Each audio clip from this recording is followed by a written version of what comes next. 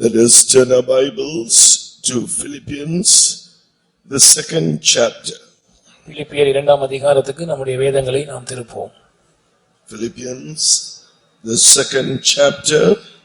You can read from verse 9 to 11. பிலிப்பியர் 2ஆம் அதிகாரம் 9ஆம் வசனத்திலிருந்து 11ஆம் வசனம் முடிய நாம் வாசிப்போம்.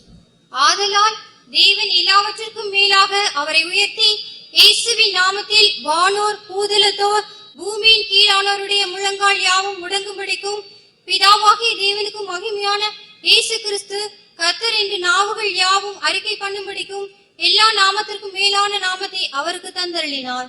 Wherefore God also hath highly exalted him and given him a name which is above every name, that at the name of Jesus every knee should bow of things in heaven and things in earth and things under the earth, and that every tongue should confess that Jesus Christ is Lord, to the glory of God the Father. Glory to his name. தேவனுடைய நாமம் மகிமைப்படுவதாக. Here we see what is written concerning the Lord Jesus Christ, who was raised from the dead. மரித்தோரிலிருந்து உயிரோடு எழுப்பப்பட்டதான கர்த்தராகிய இயேசுவை குறித்து எழுதப்பட்டிருக்கிற காரியங்களை நாம் இங்கே வாசிக்க கேட்டோம். Here it says that Jesus has been highly exalted and given a name which is above every other name. இயேசு எல்லாவற்றுக்கும் மேலாக உயர்த்தப்பட்டு எல்லா நாமத்துக்கும் மேலான நாமத்தை அவர் சுதந்தரித்துக் கொண்டார் என்று இங்கே நாம் வாசிக்கிறோம். The Lord Jesus, who came, who was God himself, he came in this human form, and he was holy, sinless, holy, sinless Son of God. கர்த்தராகிய இயேசு அவர் தேவனாய் இருக்கிறார், ஆனால் அவர் மனித ரூபத்திலே தேவனுடைய பாவமில்லாத பரிசுத்த குமாரனாக இந்த பூமிக்கு வந்தார். He was not worthy of death, அவர் மரணத்துக்கு பாத்திரவான் அல்ல. but he was crucified by wicked hands that were instigated by Satan. ஆனால் சாத்தானால் தூண்டப்பட்டதான பொல்லாத மனுஷருடைய கைகளால் அவர் சிலுவையில் அறையப்பட்டார். But the Lord Jesus knew that it was the will of the Father for him to go through such sufferings. ஆனால் தாம் இப்படிப்பட்ட பாடுகளின் ஊடாக கடந்து போவது தம்மை குறித்த பிதாவினுடைய சித்தமாக இருந்தது என்பதை கர்த்தராகிய இயேசு அறிந்திருந்தார். Therefore, knowing the will of the Father, knowing the scriptures, according to Philippians chapter 2 verse 8, he was obedient, did the whole will of the Father, being obedient unto death, even the death of the cross. எனவே வேத வாக்கியங்களையும் பிதாவினுடைய சித்தத்தையும் அறிந்திருந்ததான கர்த்தராகிய இயேசு அவர் பரிபூர்ணமான தேவனுடைய சித்தத்தை செய்யும்படியாக அவர் கீழ்ப்படிந்தவராக, அதாவது சிலுவையின் மரண பரியந்தம் கீழ்ப்படிந்தவராக காணப்பட்டார். So because he was holy and sinless, perfectly obedient and perfected the will of the Father, அவர் பரிசுத்தராக, பாவம் இல்லாதவராக, பூர்ணமாக கீழ்ப்படிந்தவராக பிதாவாகி தேவனுடைய சித்தத்தை பூர்ணமாய் நிறைவேற்றினபடினால், therefore he was worthy of the highest place, the greatest glory and honor in heaven. பரலோகத்திலே மிகவும் உன்னதமான இடத்திற்கும் மிகவும் உன்னதமான கனத்துக்கும் மகிமைக்கும் பாத்திரராக அவர் விளங்கினார். Being exalted to the very throne of God, அவர் தேவனுடைய அதே சிங்காசனத்துக்கு உயர்த்தப்பட்டார். he has inherited a name far above all angels. இப்பொழுது எல்லா தூதர்களுக்கும் மேலான ஒரு நாமத்தை அவர் சுதந்தரித்துக் கொண்டிருக்கிறார். He has inherited a name far above every other name, not only among the angels, but also among the saints. தூதர்கள் மத்தியில் மாத்திரமல்ல, பரிசுத்தவான்கள் மத்தியிலும் இருக்கிற எல்லா நாமங்களுக்கும் மேலான ஒரு நாமத்தை அவர் சுதந்திரித்துக் கொண்டிருக்கிறது மாத்திரமல்ல, also a name far above every other name, even over the rulers of the darkness of this earth, over the Satan, and even over the worldly authorities. சாத்தான் மற்றும் இந்த பிரபஞ்சத்தின் அந்தகார லோகாதிபதிகள் மற்றும் உலகத்தில் இருக்கிற அதிகாரிகள், இவர்களுடைய எல்லாருடைய நாமங்களை விடவும் மேன்மையான ஒரு நாமத்தை அவர் சுதந்திரித்துக் கொண்டிருக்கிறார். That is what you read in verse 9. God has highly exalted him and given him a name that is far above every other name. அதைத்தான் நாம் தமிழில் 9ஆம் வசனத்திலும் 11ஆம் வசனத்திலும் வாசிக்கிறோம். பிதாவாகிய தேவன் அவரை எல்லாவற்றுக்கும் மேலாக உயர்த்தி எல்லா நாமத்துக்கும் மேலான நாமத்தை அவருக்கு தந்தருளினார். That is why it says at the name of Jesus every knee should bow of things in heaven. Things in heaven means even the angels. இயேசுவின் நாமத்தில் வானோர் யாவருடைய முழங்கால்களும் முடங்க வேண்டும். வானோர் என்று சொன்னால் அது பரலோகத்தின் தூதர்களை காட்டுகிறது. Things on earth also means everyone, including all the worldly authority, everything on earth including the worldly authorities. பூதலத்தோர் என்று சொல்லும்போது இந்த பூமியில் இருக்கிற எல்லாரும், அதிலே இந்த பூமியை ஆளுகை செய்கிற அதிகாரிகளும் அடங்குவார்கள். Things under the earth means Satan and all the rulers of darkness. பூமியின் கீழானோர் என்று சொன்னால் அது சாத்தானையும் அந்தகாரத்தின் லோகாதிபதிகளையும் காட்டுகிறது. And to crown it all, God the Father has made the Lord Jesus the head of the church, which is also called the body of Christ. கிறிஸ்துவின் சரீரம் என்று சொல்லப்படுகிறதான அந்த சபைக்கும் அவரை தலையாக தந்தருளி இவ்விதமாக இவை எல்லாவற்றை காட்டிலும் ஒரு அதிகமான மகுடத்தை பிதாவாகிய தேவன் அவருக்கு சூட்டினார் என்று நாம் சொல்லலாம். In the Old Testament, though he was not known as Jesus, he was the king who was with them. பழைய ஏற்பாட்டிலே இயேசு என்கிற நாமத்தில் அவர்களுக்கு அறியப்படாவிட்டாலும் அவர்களோடு ராஜாவாக அவர் இருந்தார். According to Isaiah, the 6th chapter, ஏசாயா 6ஆம் அதிகாரத்தை நாம் கவனிக்கும் போது, he was the king, the Lord of hosts. As we read in Isaiah chapter 6 verse 5, mine eyes have seen the king, the Lord of hosts, that is the Lord Jesus. ஏசாயா 6ஆம் அதிகாரம் 5ஆம் வசனத்தில் சேனைகளின் கர்த்தராகிய ராஜாவை என் கண்கள் கண்டதே என்று ஏசாயா சொல்லுகிறான். அந்த சேனைகளின் கர்த்தராகிய ராஜா என்று சொல்வது கர்த்தராகிய இயேசுவை காட்டுகிறது. He was the one, the Lord of hosts, the king, the Lord of hosts who fought all the battles of the children of Israel. இஸ்ரவேல் மக்களுடைய எல்லா யுத்தங்களையும் நடப்பித்த அவர்களுடைய ராஜாவாகிய சேனைகளின் கர்த்தராக இயேசு இருந்தார். It was this Christ Jesus our Lord who also appeared as the fourth man in the burning fiery furnace, together walking together with Shadrach, Meshach and Abednego. Shadrach, Meshach, Abednego எரிகிற அக்கினி சூளையிலே போடப்பட்ட போது மனுஷகுமாரனின் சாயலாகிய அந்த 4ஆம் ஆளாக அவர்களோடு அந்த அக்கினி சூளையில் நடந்தது இதே கர்த்தராகிய இயேசுதான். We read in Daniel chapter 3 verse 25, he answered and said, Lo, I see 4 men loose, walking in the midst of the fire, and they have no hurt.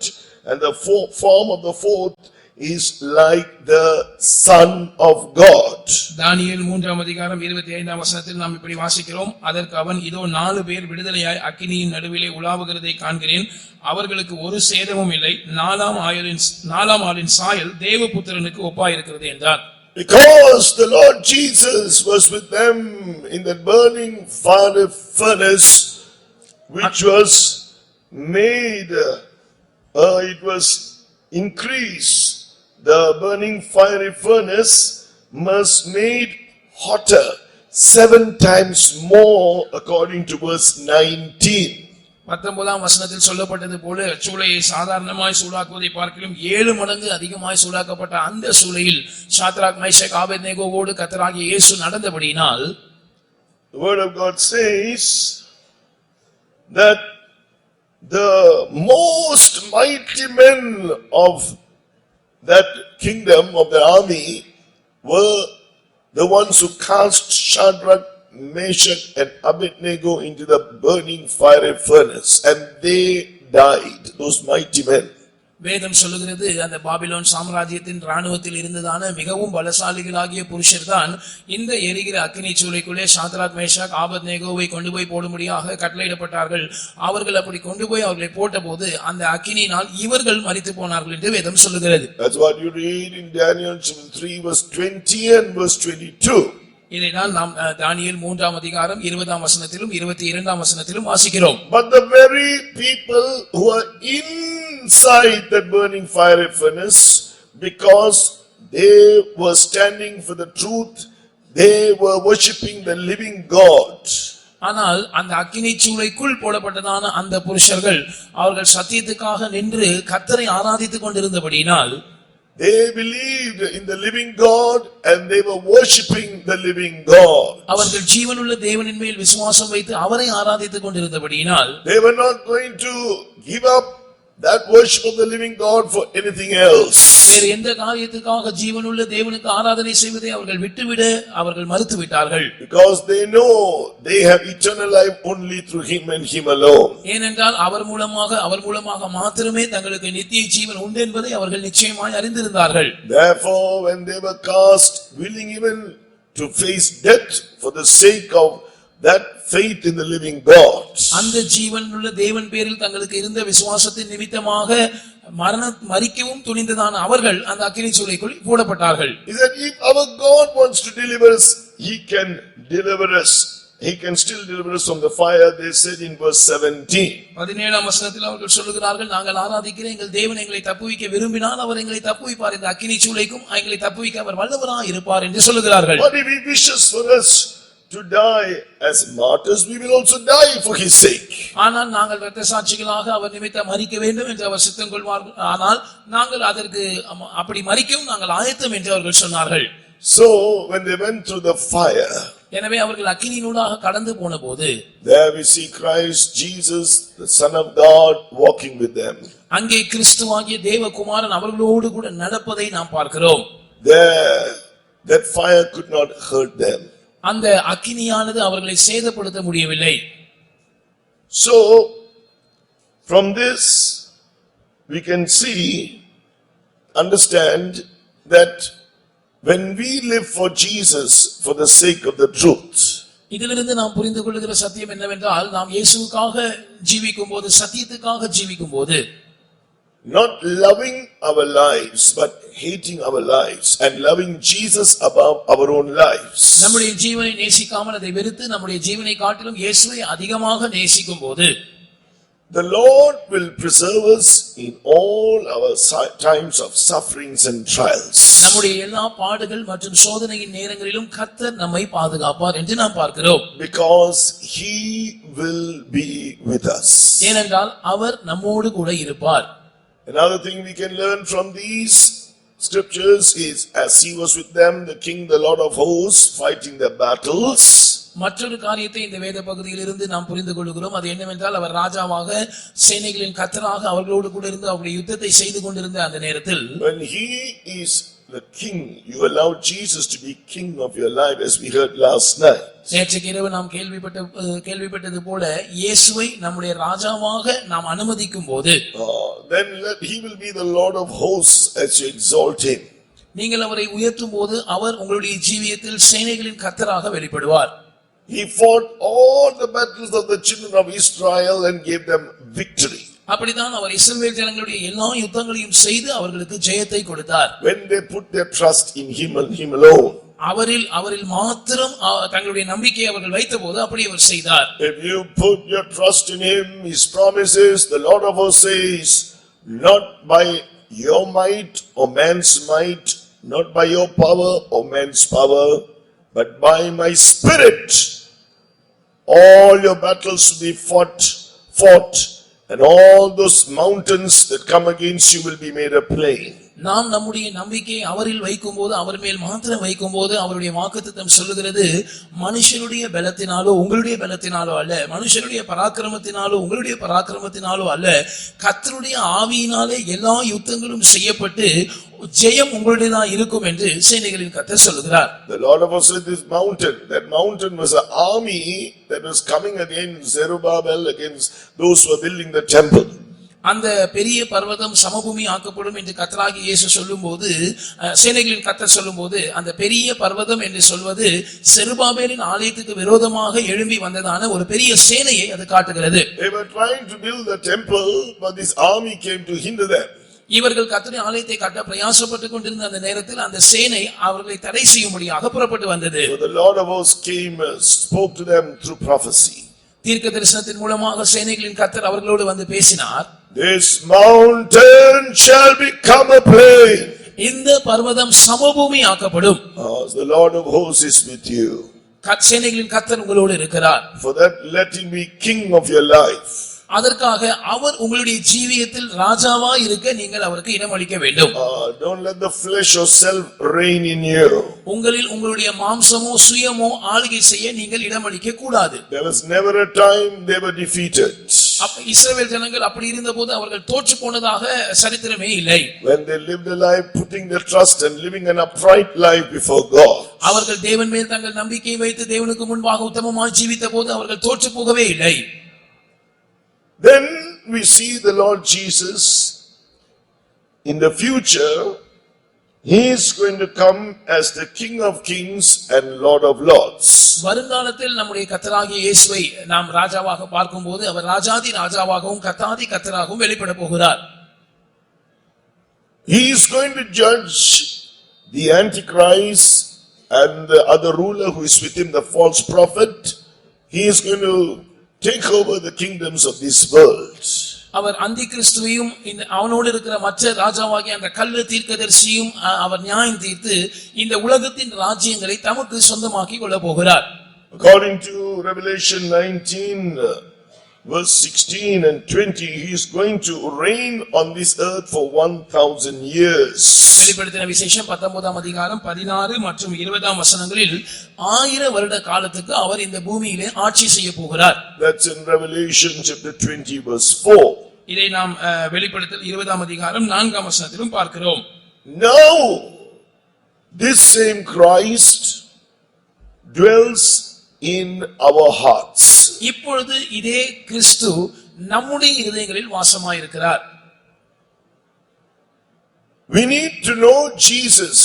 That is what we heard even last night. நேற்றைக்கு இரவும் கூட நாம் இதை குறித்து கேள்விப்பட்டோம். அதாவது கர்த்தராகிய இயேசுவை நாம் அறிந்து கொள்ள வேண்டும். If we do not understand or know Jesus who lives in us, நமக்குள்ளே வாசமா இருக்கிறதான கிறிஸ்துவை நாம் சரியாக புரிந்து கொள்ளாவிட்டால், இல்லாவிட்டால் அவரை அறிந்து கொள்ளாவிட்டால், we will lose our faith in him.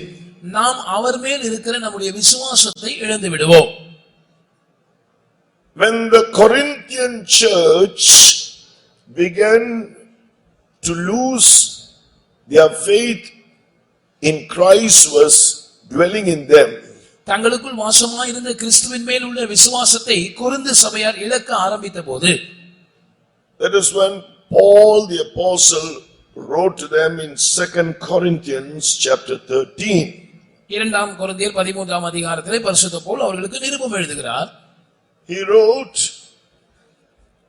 in verse 5, examine yourself in 2 Corinthians chapter 13 verse 5, examine yourselves whether ye be in the faith, prove your own selves, know ye not your own selves, how that Christ is in you, except ye be reprobates. இரண்டாம் கொரிந்தியர் 13ஆம் அதிகாரம் 5ஆம் வசனத்தில் நாம் இப்படி வாசிக்கிறோம். நீங்கள் விசுவாசம் உள்ளவர்களோ என்று உங்களை நீங்களே சோதித்து அறியுங்கள், உங்களை நீங்களே பரீட்சித்து பாருங்கள், இயேசு கிறிஸ்து உங்களுக்குள்ளே இருக்கிறார் என்று உங்களை நீங்களே அறியீர்களா? நீங்கள் பரீட்சைக்கு நில்லாதவர்களா இருந்தால் அறியீர்கள். So in one translation we read, he wrote, know ye not that Jesus Christ is in you, But he will not be in you if you are counterfeits.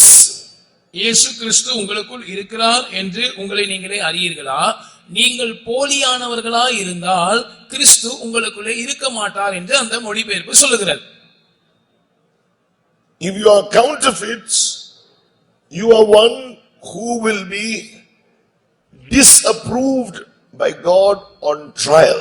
நீங்கள் போலியானவர்களாக இருக்கும் பட்சத்தில் சோதனையிலே நீங்கள் தேவனால் புறக்கணிக்கப்படுவீர்கள் அல்லது நிராகரிக்கப்படுவீர்கள்.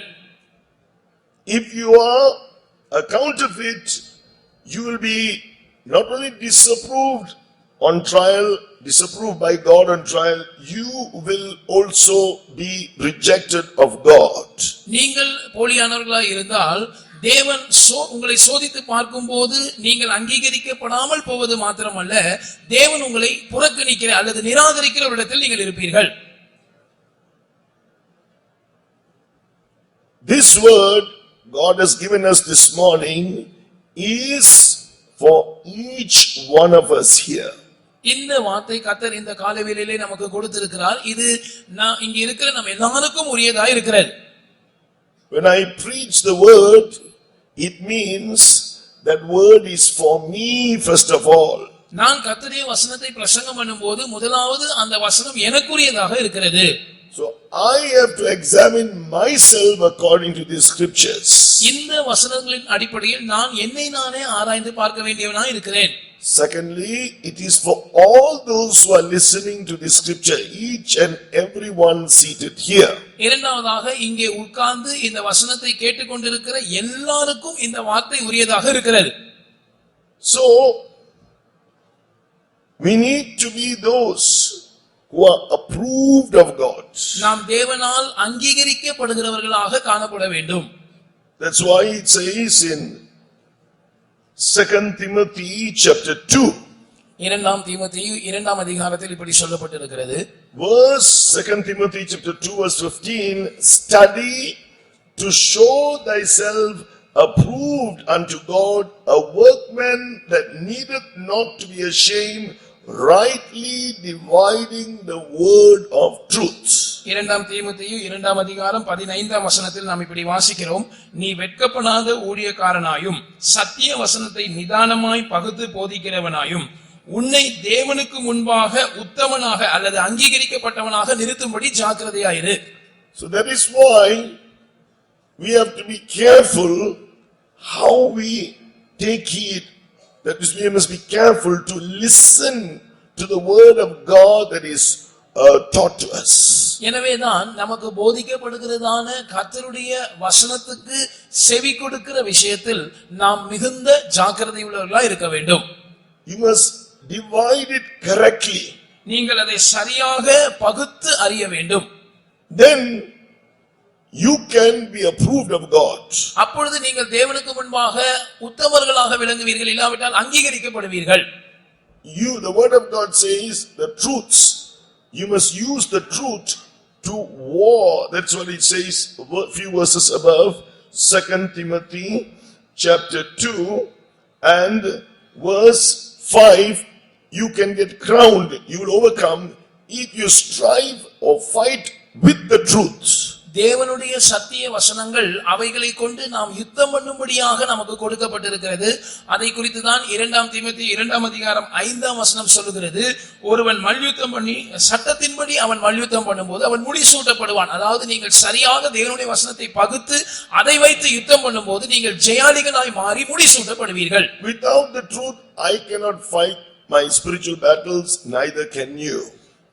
கர்த்தருடைய சத்தியம் இல்லாமல் என்னால் என்னுடைய ஆவிக்குரிய யுத்தங்களை செய்ய முடியாது, உங்களாலும் செய்ய முடியாது. So we must understand that we must understand this and meditate on these truths which you are going to listen to right now. இப்பொழுது நீங்கள் கேட்க போகிறதான இந்த சத்தியங்களுக்கு நீங்கள் கவனமாக செவி கொடுத்து அதை தியானிக்கும்படி ஜாக்கிரதையாக இருக்க வேண்டும்.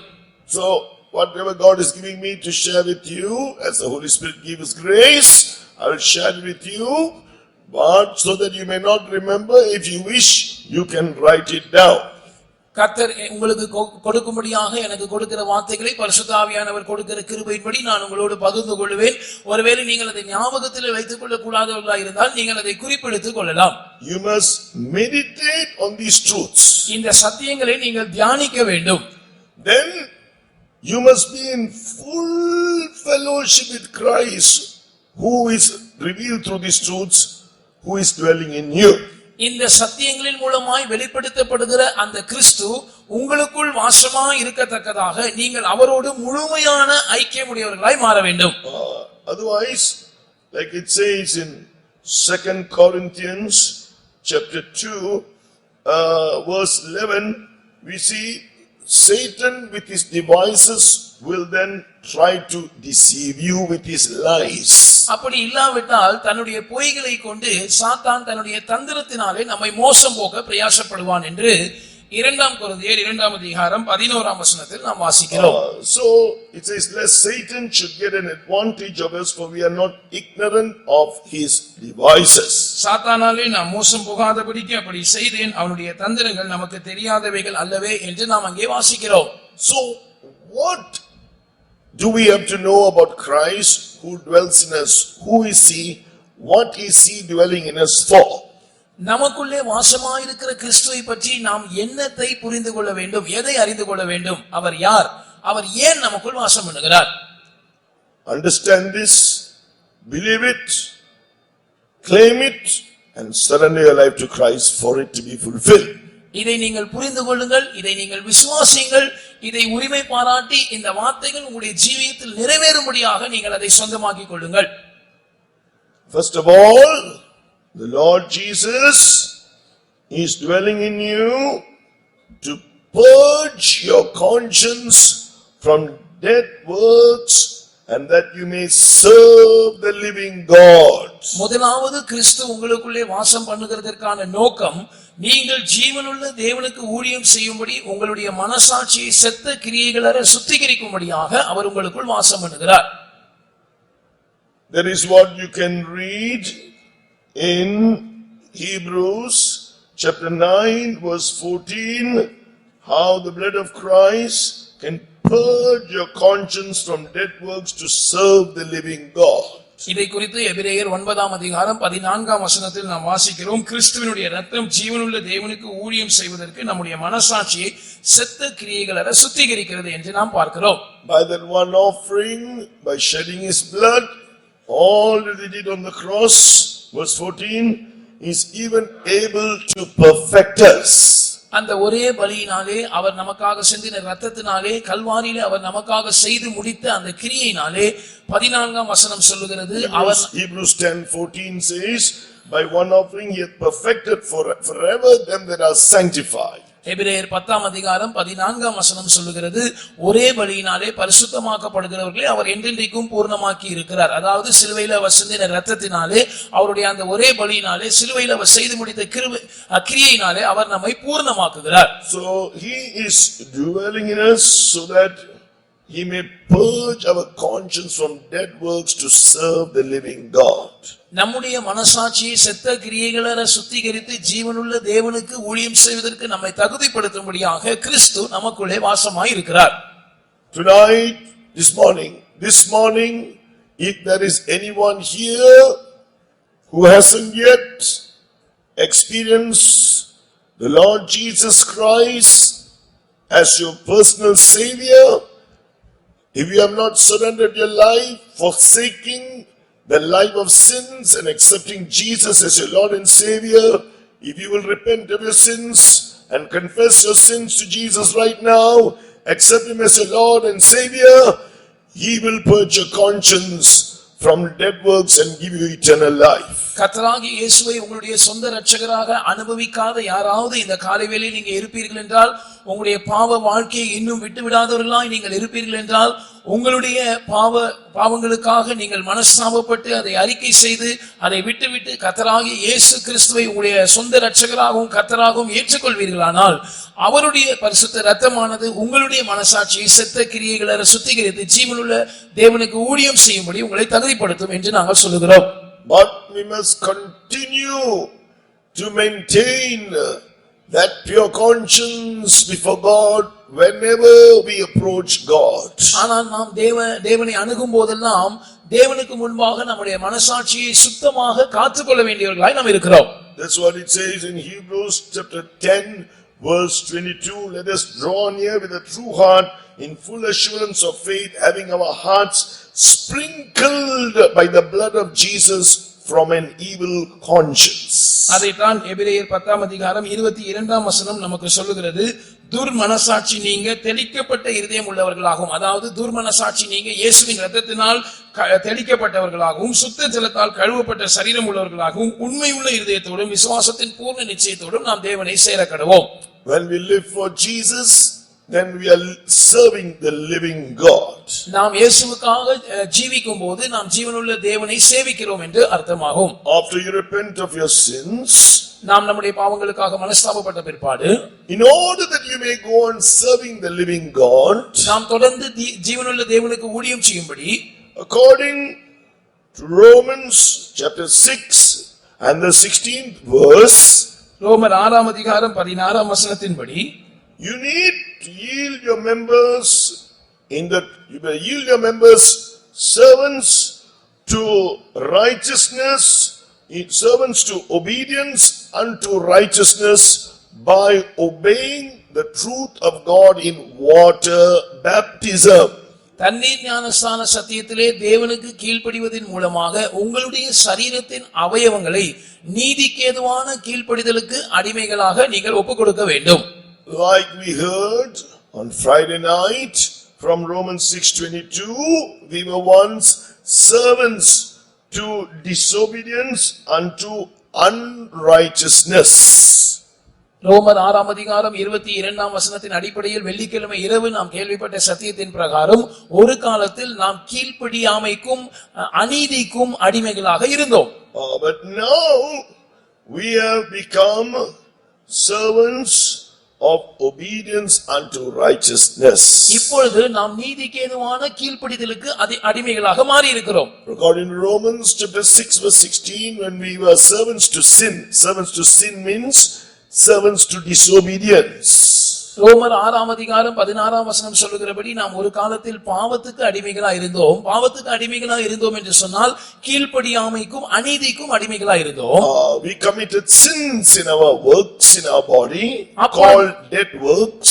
அப்பொழுது நாம் நம்முடைய சரீரத்தில் அல்லது நம்முடைய செயல்களில் பாவ செயல்களில் ஈடுபட்டோம். அவைகள் தான் செத்த கிரியைகள் என்று சொல்லப்படுகிறது. That's why that disobedience brought death, according to Romans chapter 6 verse 16. அந்த கீழ்ப்படியாமையானது நமக்குள் மரணத்தை கொண்டு வந்தது என்று ரோமர் 6ஆம் அதிகாரம் 16ஆம் வசனம் நமக்கு சொல்லுகிறது. Glory to God. தேவனுக்கு மகிமை உண்டாவதாக. So after being purged in our conscience from all dead works, cleansed and forgiven, we need to serve God, we need to obey God and yield our members to God, to obey God's truth in water baptism and serve God by doing His will. இப்பொழுது நம்முடைய மனசாட்சி இயேசுவின் இரத்தத்தினால் செத்த கிரியைகள் கழுவி சுத்திகரிக்கப்பட்ட பிற்பாடு, நாம் மன்னிக்கப்பட்ட பிற்பாடு, நாம் சுத்திகரிக்கப்பட்ட பிற்பாடு, நாம் தேவனுக்கு கீழ்ப்படிந்து தேவனை நேசித்து அவருக்கு கீழ்ப்படியும்படியாக நம்முடைய சரீரத்தின் அவயவங்களை நீதிக்கேதுவான கீழ்ப்படிதலுக்கு ஒப்புக் கொடுக்க வேண்டியவர்களாய் இருக்கிறோம். That's what it says in Romans the 6th chapter verse 4. Therefore we are buried with him by baptism into death, that like as Christ was raised from the dead by the glory of the Father, even so we also should walk in newness of life. இதைத்தான் ரோமர் 6ஆம் அதிகாரம் 4ஆம் வசனம் சொல்லுகிறது. மேலும் பிதாவின் மகிமையினாலே கிறிஸ்து மரித்தோரிலிருந்து எழுப்பப்பட்டது போல நாமும் புதிதான ஜீவனுள்ளவர்களாய் நடந்து கொள்ளும்படி அவருடைய மரணத்துக்குள்ளாக்கும் ஞானஸ்நானத்தினாலே கிறிஸ்துவுடனே கூட அடக்கம் பண்ணப்பட்டோம். Romans 6:18 says, being made free from disobedience, now we have become servants of righteousness. Romans 6th chapter verse 18. மேலும் ரோமர் 6ஆம் அதிகாரம் 18ஆம் வசனம் சொல்லுகிறது, பாவத்தினின்று நீங்கள் விடுதலையாக்கப்பட்டு நீதிக்கு அடிமைகளானீர்கள். So every day, according to Romans chapter 12 verse 1, we will surrender our bodies to God, our spirit, soul, and especially our bodies to God as a living sacrifice to do His will. தேவனுடைய சித்தத்தை செய்யும்படியாக அதற்கு பிற்பாடு ஒவ்வொரு நாளும் நம்முடைய ஆவியையும் ஆத்மாவையும் குறிப்பாக நம்முடைய சரீரத்தையும் பரிசுத்தமும் தேவனுக்கு பிரியமான ஜீவ பலியாக ஒப்புக் கொடுக்க வேண்டும். அதை தான் ரோமர் 12ஆம் அதிகாரம் முதல் வசனம் நமக்கு சொல்லுகிறது. A living sacrifice means a sacrifice when it is offered to the priest, they will cut it, they will flay the skin, they will do all kinds of things to that sacrifice. ஒரு பலி பொருளானது ஆசாரியனுடைய கையில் ஒப்படைக்கப்படும் போது அவன் அதை கொன்று அதனுடைய தோல் உரித்து இப்படிப்பட்ட பல காரியங்களை இதற்கு செய்வான். ஆனால் ஜீவ பலி என்று சொல்லப்படும் போது So this is the experience of a sacrifice. So a living sacrifice means you're willing, whatever Lord your will is, you lead me in that path, do whatever you desire to do in my life, cut me and take away all whatever you have to take away from me and make me like you. ஜீவபலி என்று சொல்லும் போது ஆண்டவரே நான் மனப்பூர்வமாக என்னை உமக்கு ஒப்புக் கொடுக்கிறேன், நீர் என்ன செய்ய சித்தமா இருக்கிறீரோ, என்னை நீர் வெட்டி கொல்ல சித்தமா இருந்தால், என்னுடைய தோலை உரிக்க என்னை சித்தமா இருந்தால், என்னுடைய ஜீவியத்தில் நீர் என்ன சித்தமா இருக்கிறீரோ, எப்படிப்பட்ட பாதையில் என்னை கொண்டு போக சித்தமா இருக்கிறீரோ, நான் மனமோவந்தவனாக என்னை உமக்கு ஒப்புக் கொடுக்கிறேன் என்று சொல்லுகிற அனுபவமாக இருக்கிறது. So that you can make me acceptable to you. அப்படி நான் ஒப்புக் கொடுக்கிற காரணம் நான் உம்மால் அங்கீகரிக்கப்பட்டவனாய் மாற வேண்டும். Such ones, verse 2 of Romans chapter 12, their minds will be renewed to know what is the perfect will of God. அப்படி யார் ஜீவபலியாக ஒப்புக் கொடுக்கிறார்களோ ரோமர் 12ஆம் அதிகாரம் 2ஆம் வசனத்தின்படி தேவனுடைய பரிபூர்ணமான சித்தம் இன்னதென்று அறியும்படி அவர்களுடைய மனம் புதிதாக்கப்படும். As you heard last night, the Lord Jesus came filled with joy, filled with love to the Father. He said, I delight to do thy will. நேற்றைக்கு இரவு நாம் கேள்விப்பட்டது போல கர்த்தராகிய இயேசு இந்த பூமிக்கு வந்தபோது பிதாவாகிய தேவன் பேரில் அன்பினால் நிரப்பப்பட்டவராக, தேவ சித்தத்தை செய்ய விருப்பப்பட்டவராக, சந்தோஷமுடையவராக, பிதாவே உம்முடைய சித்தத்தின்படி செய்ய நான் இதோ வருகிறேன் என்று தன்னை ஒப்புக் கொடுத்தார். But as you heard just now, that is the path of suffering, even to the obedience to the death of the cross. நாம் இப்பொழுது கேள்விப்பட்டது போல அதுதான் சிலுவையின் மரண பரியந்தம் கீழ்ப்படிகிறதான அந்த பாடுகளின் பாதையாக இருக்கிறது.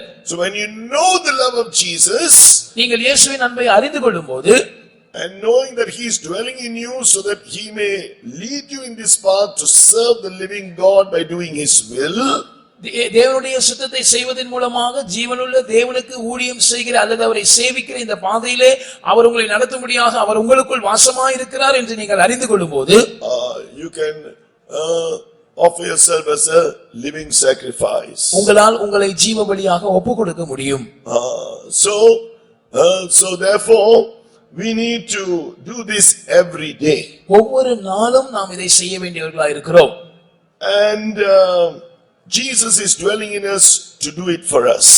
நமக்காக அதை செய்யும்படியாக தான் இயேசு நமக்குள் வாசமாய் இருக்கிறார். Just surrender to Jesus and let him take over your life. நீங்கள் உங்களை அப்படியே இயேசுவுக்கு ஒப்புக் கொடுப்பீர்கள் என்றால் அவர் உங்களுடைய ஜீவியத்தை பொறுப்பெடுத்துக் கொள்வார். Glory to God. தேவனுடைய நாமத்துக்கு மகிமை உண்டாவதாக. Then he is dwelling in us to strengthen us. அடுத்ததாக நம்மை பலப்படுத்தும்படியாக அவர் நமக்குள் வாசமாய் இருக்கிறார். According to Philippians, the 4th chapter, verse 13. பிலிப்பியர் 4ஆம் அதிகாரம் 13ஆம் வசனத்தின்படி I can do all things through Christ who strengtheneth me. என்னை பலப்படுத்துகிற கிறிஸ்துவினாலே எல்லாவற்றையும் செய்ய எனக்கு பலன் உண்டு என்று நாம் பார்க்கிறோம்.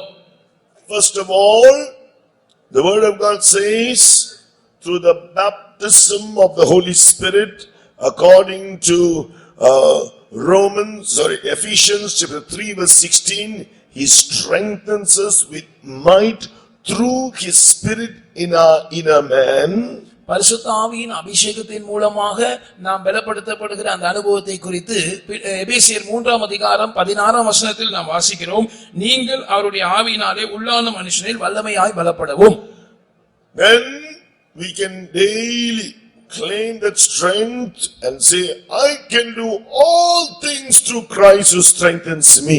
அந்த அபிஷேகத்தை பெற்ற பிற்பாடு ஒவ்வொரு நாளும் அபிஷேகத்தின் மூலமாக அந்த பலனை நீங்கள் உரிமை பாராட்டி என்னை பலப்படுத்துகிற கிறிஸ்துவினாலே எல்லாவற்றையும் செய்ய எனக்கு பலன் உண்டு என்று சொல்லலாம். According to 2 Corinthians chapter 12 verses 9 and 10, He is in you to strengthen you. As He anoints you, He'll give you His grace and His strength to be made perfect in your weakness. உங்களை பலப்படுத்தும்படியாக அவர் உங்களுக்குள் வாசமாய் இருக்கிறார். இதை குறித்து 2 கொரிந்தியர் 12 அதிகாரம் 9 வசனம் சொல்லுகிறது. அவர் உங்களை அபிஷேகிக்கும் போது அவருடைய கிருபையையும் வல்லமையும் அவர் உங்களுக்கு தருகிறார். அப்பொழுது உங்களுடைய பலவீனத்திலே அவருடைய பலன் பூரணமாக விளங்குகிறது. What kind of weaknesses will it, in the midst of what weaknesses will the Lord Jesus make His strength perfect?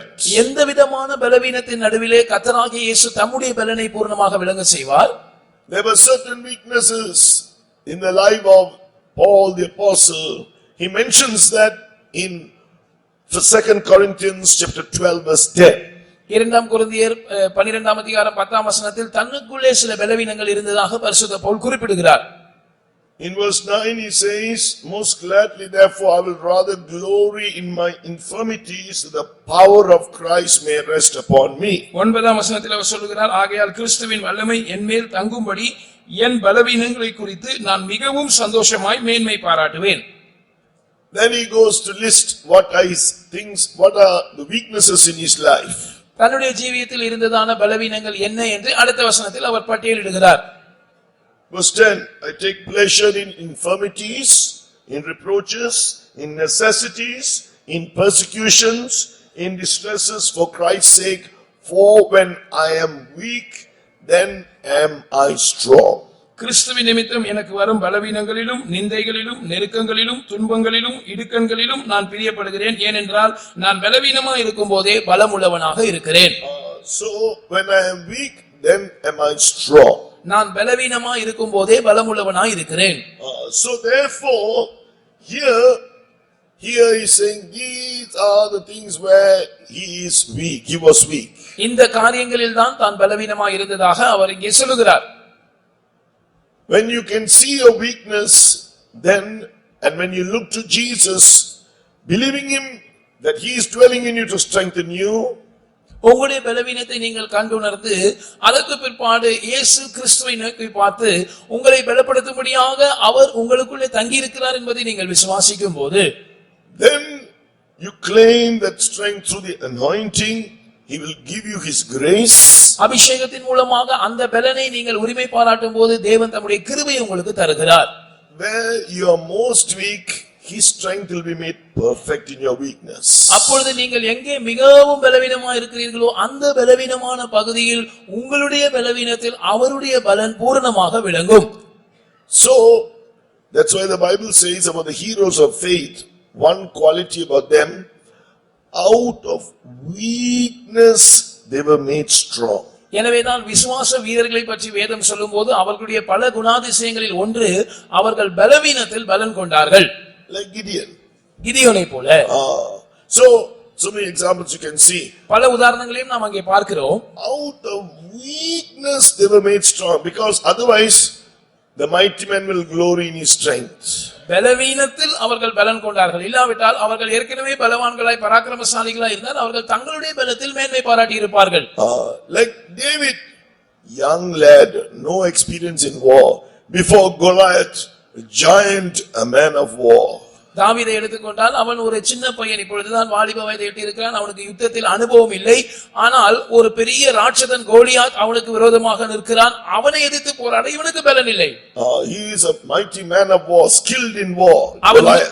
Goliath யுத்தத்தில் தேறின ஒரு பராக்கிரமசாலியாக யுத்த வீரனாக இருந்தான்.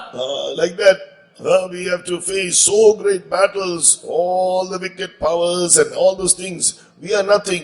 But when you realize your weakness, His strength will be made perfect in your weakness. அதே போல நாமும் பல யுத்தங்களை எதிர்கொள்கிறோம், பல ஆவிக்குரிய ராட்சதர்களை, பல பொல்லாத வல்லமைகளை நாம் எதிர்கொள்கிறோம். அவைகளை எதிர்த்து போராட நமக்கு எந்த பலனோ அனுபவமோ இல்லை.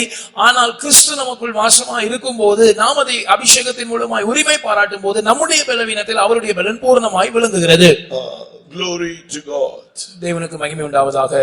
So that is why the word of God says we must live, and another point why Christ is dwelling in us, we must live a life as He lives in us. Jesus will teach us to live an abiding life in him. அடுத்ததாக கிறிஸ்து நமக்குள்ளே ஏன் வாசம் பண்ணுகிறார் என்பதை குறித்த ஒரு குறிப்பு என்னவென்றால், கிறிஸ்து நமக்குள்ளே வாசமா இருக்கும்போது நாம் அவருக்குள் நிலைத்திருக்கிற ஒரு ஜீவியத்தை செய்யும்படியாக அவர் நமக்கு கற்றுக் கொடுக்கிறார். He will teach us to live an abiding life in him and how to bring forth fruit. நாம் அவருக்குள்ளே நிலைத்திருக்கிற ஒரு ஜீவியத்தை எப்படி செய்வதென்றும் எப்படி அவருக்காக மிகுந்த கனிகளை கொடுப்பது என்பதை குறித்தும் அவர் நமக்கு கற்றுக் கொடுக்கிறார். That's in John's Gospel chapter 15. யோவான் சுவிசேஷம் 15ஆம் அதிகாரத்தில் நாம் அதை குறித்து வாசிக்கிறோம். John's Gospel chapter 15 verse 4, abide in me and I in you, as the branch cannot bear fruit of itself except it abide in the vine, no more can ye except ye abide in me. யோவான் 15ஆம் அதிகாரம் 4ஆம் வசனம் இப்படி சொல்லுகிறது, என்னில் நிலைத்திருங்கள், நானும் உங்களில் நிலைத்திருப்பேன். கொடியானது திராட்சை செடியில் நிலைத்திராவிட்டால் அது தானாய் கனி கொடுக்க மாட்டாதது போல நீங்களும் என்னில் நிலைத்திராவிட்டால் கனி கொடுக்க மாட்டீர்கள். Verse 5, I am the vine, ye are the branches, he that abideth in me and I in him, the same bringeth forth much fruit, for without me he can do nothing. 5ஆம் வசனம், நானே திராட்சை செடி, நீங்கள் கொடிகள். ஒருவன் என்னிலும் நான் அவனிலும் நிலைத்திருந்தால் அவன் மிகுந்த கனிகளை கொடுப்பான். என்னை இல்லாமல் உங்களால் ஒன்றும் செய்ய முடியாது.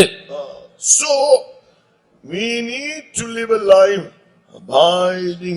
He's dwelling in us to teach us to live an abiding life in him, and he should be dwelling in us so that we can bring forth much fruit. கிறிஸ்து நமக்குள்ளே வாசமா இருக்கிறதற்கான காரணம் நாம் அவரிலும் அவர் நம்மிலும் நிலைத்திருக்கிறதான அந்த ஜீவியத்தை கற்றுக் கொடுக்கும்படியாகவும் அந்த ஜீவியத்தின் மூலம் நாம் மிகுந்த கனிகளை கொடுக்கும்படியாகவுமே அவர் நமக்குள் வாசம் பண்ணுகிறார். So abiding in him, we can say it is experience of abiding in his love. Verse 10. அவருக்குள் நிலைத்திருக்கிறது என்று சொன்னால் அவருடைய அன்பில் நிலைத்திருக்கிறது என்று நாம் யோவான் 15:10 அடிப்படையில் சொல்லலாம். And Christ dwelling in us, we can say his words abiding in us. John chapter 15 verse 7. இயேசு நமக்குள் நிலைத்திருக்கிற அனுபவத்தை குறித்து யோவான் 15ஆம் அதிகாரம் 7ஆம் வசனத்தின்படி அவருடைய வசனங்கள் நமக்குள் நிலைத்திருக்கிற அனுபவம் என்று நாம் அதை சொல்லலாம். So it's a life where abiding life means a life where we are depending on Christ for everything and united with Christ. நிலைத்திருக்கிற ஜீவியம், அதாவது நாம் கிறிஸ்துவுக்குள் நிலைத்திருக்கிற ஜீவியம் என்று சொல்லும்போது எல்லாவற்றிலும் நாம் கிறிஸ்துவை மாத்திரம் சார்ந்திருப்பதையும் கிறிஸ்துவை மாத்திரம் சேர்ந்திருப்பதையும் அது காட்டுகிறது. So we must live such a life, always depending on Christ, like we heard yesterday.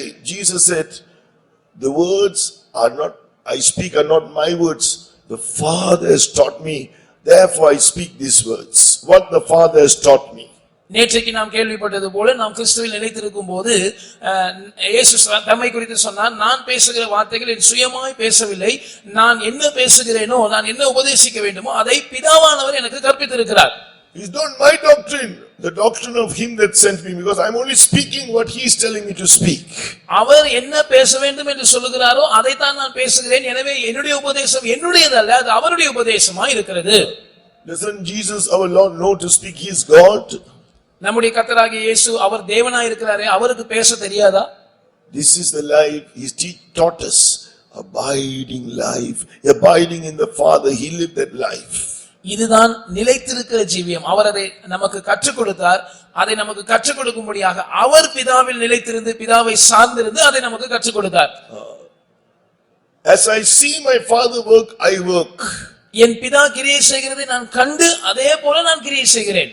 He never did his own works. அவர் தம்முடைய சொந்த கிரியைகளை செய்யவில்லை. So therefore, let us learn to depend on Christ for everything, for every small little thing too. எனவே நம்முடைய ஜீவியத்தில் ஒவ்வொரு காரியத்துக்கும், அது மிகவும் சிறிதான அற்பமான காரியமாக இருந்தாலும் கிறிஸ்துவின் மேல் சார்ந்திருக்க நாம் பழகுவோமாக.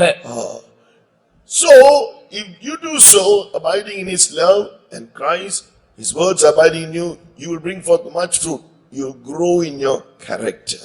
நீங்கள் அவரில் நிலைத்திருந்தால், அதாவது அவருடைய அன்பிலே நிலைத்திருந்தால், அவர் உங்களிலே நிலைத்திருந்தால், அதாவது அவருடைய வசனங்கள் உங்களில் நிலைத்திருந்தால், இந்த நிலைத்திருக்கிற ஜீவியத்தை நீங்கள் செய்யும் போது நீங்கள் மிகுந்த கனிகளை கொடுப்பீர்கள். அதாவது அவருடைய சுபாவத்தில் நீங்கள் வளருவீர்கள். Next point, He is dwelling in us to reveal his nature and power in us, according to Galatians chapter 1 verse 15.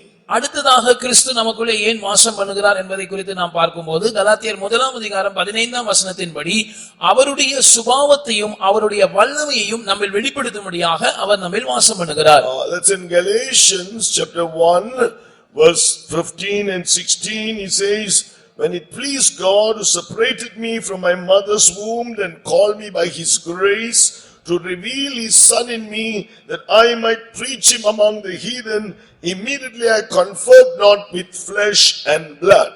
கலாத்தியர் 1:15-16 வசனங்களில் நாம் இப்படி வாசிக்கிறோம். அப்படி இருந்தும் நான் என் தாயின் வயிற்றில் இருந்தது முதல் என்னை பிரித்தெடுத்து தம்முடைய கிருபையினால் அழைத்த தேவன் தம்முடைய குமாரனை நான் புறஜாதிகளிடத்தில் சுவிசேஷமாய் அறிவிக்கும் பொருட்டாக அவரை எனக்குள் வெளிப்படுத்த பிரியமாய் இருந்தபோது உடனே நான் மாம்சத்தோடும் இரத்தத்தோடும் ஆலோசனை பண்ணவில்லை என்று சொல்லுகிறார். So the Lord Jesus called Paul to be a servant of God, to reveal his nature and power through him. கர்த்தராகிய இயேசு பரிசுத்த பவுலை தனக்கு ஊழியக்காரனாய் இருக்கும்படி அழைத்ததான நோக்கம் என்னவென்றால் அவர் மூலமாக தன்னுடைய சுபாவத்தையும் தன்னுடைய வல்லமையையும் வெளிப்படுத்தும்படியாகவே அவரை அழைத்தார். Those who saw the Lord Jesus, they were saved. Like Zacchaeus, like the sinner, the woman was a sinner, like the adulteress. கர்த்தராகிய இயேசுவை கண்டவர்கள் எல்லாரும் ரட்சிக்கப்பட்டார்கள். உதாரணமாக சகேயுவை நாம் எடுத்துக்கொள்ளலாம், அந்த பாவியான ஸ்திரியை எடுத்துக்கொள்ளலாம், விபச்சாரத்தில் பிடிக்கப்பட்ட ஸ்திரியை எடுத்துக்கொள்ளலாம். These are not ordinary cases. இவர்கள் சாதாரணமான நபர்கள் அல்ல. So now Jesus is not here in his physical body. இப்பொழுது இயேசு தன்னுடைய மாம்ச சரீரத்தில் பூமியில் இல்லை. But you must be revealing Jesus' nature and power through you. ஆனால் இயேசுவினுடைய சுபாவமும் வல்லமையும் உங்கள் மூலமாக வெளிப்படுத்தப்பட வேண்டும். So we heard testimonies in this convention. When the wives, they saw the husband's transformation, when they saw that, they also repented and took baptism. இந்த கன்வென்ஷனில் நாம் சாட்சிகளை கேள்விப்பட்டோம். கணவனுடைய ஜீவியத்தில் ஏற்பட்டதான மாறுதலை மனைவிமார் கண்டபோது அவர்கள் கர்த்தராகிய இயேசுவை ஏற்றுக்கொண்டு ஞானஸ்நானம் பெற்றார்கள் என்று நாம் கேட்டோம். That is the experience of seeing Jesus. அதுதான் இயேசுவை காண்கிறதான அனுபவம். So if anybody should be saved, they must see Jesus. யாராவது ரட்சிக்கப்பட வேண்டுமானால் அவர்கள் இயேசுவை காண வேண்டும். You have to be the one through whom Jesus reveals his nature and power. உங்கள் மூலமாக தான் இயேசு தன்னுடைய சுபாவத்தையும் தன்னுடைய வல்லமையும் வெளிப்படுத்த வேண்டும். You say, come to Jesus. He is a God who will forgive your sins and he will save you, and they will see your life. Somebody will come and persecute you and they will see your forgiving nature. They say, oh, what you say about Jesus is true. நீங்கள் இயேசுவண்டைக்கு வாருங்கள், அவர் உங்களுடைய பாவங்களை மன்னித்து உங்களை ரட்சிப்பார் என்று சொல்லுகிறீர்கள். அப்படி நீங்கள் யாரிடத்தில் சொல்லுகிறீர்களோ அவர்கள் உங்களுடைய ஜீவியத்தை பார்க்கிறார்கள். உதாரணமாக யாராவது உங்களை துன்புறுத்தும் போது நீங்கள் அந்த நேரத்தில் அதை பொறுமையாக சகித்தால், அவர்களை நேசித்தால் அவர்கள் சொல்லுவார்கள், நீங்கள் இயேசுவை குறித்து சொல்லுகிற காரியம் உண்மையாக இருக்கிறது என்று அவர்கள் இயேசுவை அறிந்து கொள்வார்கள். So therefore Jesus wants to dwell in you to reveal his nature and power to this world. They want to see Christ. எனவே இந்த உலகத்தார் இயேசுவை காணும்படியாக தம்முடைய சுபாவத்தையும் தம்முடைய வல்லமையையும் உங்கள் மூலமாக வெளிப்படுத்தும்படியாகவே கிறிஸ்து உங்களுக்குள்ளே வாசம் பண்ண விரும்புகிறார். Understand this. இதை நாம் புரிந்து கொள்ள வேண்டும். We can preach one thing, but then God will allow us to go through a test to show who Christ is to others, but if we fail, they will not be able to believe in Christ. நாம் ஒரு காரியத்தை பிரசங்கம் பண்ணலாம், ஆனால் கிறிஸ்துவை வெளிப்படுத்தும்படியாக அந்த சத்தியத்துக்கு ஏற்ற ஒரு சோதனை கர்த்தர் நமக்குள்ளே வெளிப்படுத்தும் போது நாம் அந்த சோதனையில் கிறிஸ்துவை வெளிப்படுத்த தவறினால் இந்த உலகத்தார் கிறிஸ்து யார், இயேசு யார் என்பதை அறிந்து கொள்ள முடியாது. Glory to his name. தேவனுடைய நாமத்துக்கு மகிமை உண்டாவதாக. So that's why we saw the points just now. He is dwelling in you to strengthen you. He is dwelling in you to teach you the abiding life and being for fruit. If you live that life, understanding, he is also dwelling in you to reveal his nature and power. He will do it. கிறிஸ்து நம்மை பலப்படுத்தும்படியாக நமக்குள்ளே வாசம் பண்ணுகிறார் என்று நாம் கேள்விப்பட்டோம். கிறிஸ்து தம்முடைய கிறிஸ்து நாம் அவருக்குள் நிலைத்திருக்கிறதும் அவர் நமக்குள்ளே நிலைத்திருக்கிறதுமான அந்த நிலைத்திருக்கிற அனுபவத்தையும் மிகுந்த கனிகளை கொடுக்கிற அனுபவத்தையும் நமக்கு தரும்படியாக நமக்குள் வாசம் பண்ணுகிறார் என்று நாம் கேள்விப்பட்டோம். அதை நாம் அனுபவமாக்கும் போது கிறிஸ்து தம்முடைய வல்லமையையும் தம்முடைய சுபாவத்தையும் நம் மூலமாக வெளிப்படுத்துவார். Glory to his name. தேவனுடைய நாமம் மகிமைப்படுவதாக. That's what Paul the apostle also wrote. இதைத்தான் அப்போஸ்தலனாகிய பவுல் எழுதும்போது He said in 1 Timothy chapter 1, முதலாம் தீமோத்தேயு முதலாம் அதிகாரத்தில் அவர் இப்படி எழுதுகிறார். He said, the glorious gospel, the blessed God was committed to my trust. 1 Timothy chapter 1 verse 11. முதலாம் தீமோத்தேயு முதலாம் அதிகாரம் 11ஆம் வசனத்திலே அவர் இப்படி சொல்லுகிறார், நித்தியானந்த தேவனுடைய மகிமையான சுவிசேஷத்தின்படி எனக்கு ஒப்புவிக்கப்பட்டிருக்கிற ஆரோக்கியமான உபதேசம். So he said, I was, verse 13, I was a blasphemer, persecutor, injurious, but I obtained mercy because I did it ignorantly in unbelief. 13ஆம் வசனத்திலே அவர் சொல்லுகிறார், முன்னே நான் தூஷிக்கிறவனும் துன்பப்படுத்துகிறவனும் கொடுமை செய்கிறவனுமாய் இருந்தேன், அப்படி இருந்தும் நான் அறியாமல் அவிசுவாசத்தினாலே அப்படி செய்தபடி நான் இரக்கம் பெற்றேன். Then verse 14 and 15 he says, how the abundant grace was through the grace of God, the exceeding abundant grace was revealed through him in faith and love. 14-15 வசனங்களில் தேவனுடைய கிருபையானது எப்படி இயேசுவின் மேலுள்ள விசுவாசத்தோடும் அன்போடும் கூட பரிபூர்ணமாய் அவரிடத்தில் பெருகிற்று என்று அவர் எழுதுகிறார். So why? ஏன்? Verse 16, so that Christ, I've obtained mercy so that in me Jesus might show forth all long suffering. நான் ஏன் அப்படி இரக்கம் பெற்றேன்? ஏனென்று சொன்னால் இயேசு கிறிஸ்து என்னிடத்தில் எல்லா நீடிய பொறுமையை காண்பிக்கும்படியாக நான் இரக்கம் பெற்றேன். So through his life others were able also to understand God's character. இவருடைய வாழ்க்கையின் மூலமாக மற்றவர்களும் தேவனுடைய சுபாவத்தை அறிந்து கொள்ளக்கூடியவர்களாய் இருந்தார்கள். So we need to be those who understand Christ is dwelling in us to reveal his nature and power to the world. இந்த உலகத்துக்கு First of all, to the fellow children of God in the church, secondly in the world too. முதலாவதாக சபையில் இருக்கிறதான உடன் தேவனுடைய பிள்ளைகளுக்கும் அடுத்ததாக இந்த முழு உலகத்துக்கும் தன்னுடைய சுபாவத்தையும் தன்னுடைய வல்லமையும் நம் மூலமாக வெளிப்படுத்தும்படியாகவே கிறிஸ்து நமக்குள்ளே வாசமாய் இருக்கிறார் என்கிற இந்த சத்தியத்தை நாம் தெளிவாக விளங்கிக் கொள்ள வேண்டும். So now the next point, Christ is dwelling in us to have fellowship with us. அடுத்ததாக கிறிஸ்து நமக்குள்ளே வாசம் பண்ணுகிறதற்கான நோக்கம் நம்மோடு ஐக்கியம் கொள்ளும்படியாக அவர் நமக்குள் வாசம் பண்ணுகிறார். That's what we read in 1 Corinthians chapter 1 verse 9, God is faithful by whom ye were called unto the fellowship of his son Jesus Christ our Lord. இதைத்தான் முதலாம் கொரிந்தியர் முதலாம் அதிகாரம் 9ஆம் வசனத்தில் நாம் வாசிக்கிறோம். தம்முடைய குமாரனும் நம்முடைய கர்த்தருமாய் இருக்கிற இயேசு கிறிஸ்துவுடனே ஐக்கியமாய் இருப்பதற்கு உங்களை அழைத்த தேவன் உண்மையுள்ளவர். So we need to live this life in fellowship with our Lord Jesus. நம்முடைய கர்த்தராகிய இயேசுவோடு கூட ஐக்கியப்பட்டவர்களாக இந்த வாழ்க்கையை நாம் வாழ வேண்டும். Fellowship, we can say, in other words, our prayer lives. இந்த ஐக்கியத்தை நாம் மறுவார்த்தையில் சொல்ல வேண்டுமானால் அது நம்முடைய ஜெப ஜீவியத்துக்கு அடையாளமாக இருக்கிறது. So if you want to experience Christ, the fullness of Christ in your life, நீங்கள் கிறிஸ்துவையும் கிறிஸ்துவின் பரிபூர்ணத்தையும் உங்களுடைய வாழ்க்கையில் அனுபவிக்க விரும்பினால், what did the Lord Jesus say to the church in Revelation chapter 3? வெளிப்படுத்தின விசேஷம் 3ஆம் அதிகாரத்தில் சபைக்கு கர்த்தராகிய இயேசு என்ன சொன்னார்? Here he was rebuking the church. அங்கே அவர் சபையை கடிந்து கொள்ளுகிறார். You are living as you are spiritual Christians, but now you have become Christians who are living a contented life in this world. நீங்கள் ஆவிக்குரிய கிறிஸ்தவர்களாய் இருந்தீர்கள், ஆனால் இப்பொழுதோ இந்த உலகத்திலே நீங்கள் திருப்தி அடைந்த கிறிஸ்தவர்களாய் மாறிவிட்டீர்கள் என்று அவர் கடிந்து கொள்கிறார். You have received all these blessings, now you receive also all the earthly blessings, now you are content with those things in your life, earthly life. நீங்கள் எல்லா ஆவிக்குரிய ஆசீர்வாதங்களையும் கேட்டு பெற்றுக் கொண்டீர்கள், பூமிக்குரிய ஆசீர்வாதங்களையும் கூட பெற்றுக் கொண்டீர்கள், ஆனால் இப்பொழுதோ உங்களுடைய பூமிக்குரிய வாழ்க்கையிலே அந்த ஆசீர்வாதங்களில் திருப்தி அடைந்தவர்களாக நீங்கள் ஜீவிக்கிறீர்கள் என்று சொல்லுகிறார். Now You are neither zealous for me, neither you have gone back to the world totally.